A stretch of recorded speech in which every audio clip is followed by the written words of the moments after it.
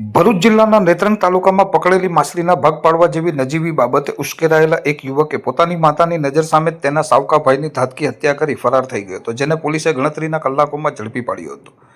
આ હૃદયદ્રાવક ઘટના નેત્રંગ તાલુકાના મચામડી ગામની છે, જ્યાં કોટવાળિયા સમાજના 45 વર્ષીય મંજુબેન તેમના સાવકા પુત્ર પ્રવીણ ઉર્ફે રવિન સાથે ગત તારીખ 4 મેના રોજ ધોલી ડેમ ખાતે માછલી પકડવા ગયા હતા। આખો દિવસ માછીમારી કર્યા બાદ મંજુબેનનો સગો પુત્ર જયેશ પણ ત્યાં આવી પહોંચ્યો હતો। ત્રણેય જણે મોડી રાત સુધી મહેનત કરીને માછલીઓ પકડી હતી। કામ પૂરું થયા બાદ જ્યારે માછલીઓના 3 ભાગ પાડવામાં આવ્યા ત્યારે વિવાદની શરૂઆત થઈ હતી। સગા પુત્ર જયેશને એવું લાગ્યું કે સાવકાભાઈ પ્રવીણે તેના ભાગમાં ઓછી માછલીઓ આપી છે। આ મામૂલી વાત પર બંને ભાઈઓ વચ્ચે ઉગ્ર બોલાચાલી શરૂ થઈ હતી।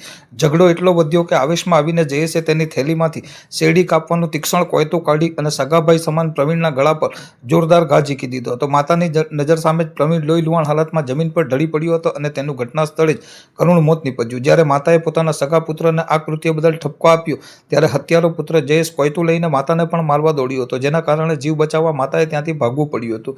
લગભગ 1 કલાક બાદ જ્યારે માતા સ્થળ પર પરત ફરી ત્યારે તેનો સાવકો પુત્ર મૃત અવસ્થામાં પડ્યો હતો। પુત્ર ગુમાવવાનું દુઃખ અને બીજી બાજુ જનાવરોનો ડર। આ વિકટ પરિસ્થિતિમાં માતા મંજુબેન આખી રાત પ્રવીણની લાશ પાસે બેસી રહી, જેથી કોઈ પ્રાણી તેને નુકસાન ન પહોંચાડે।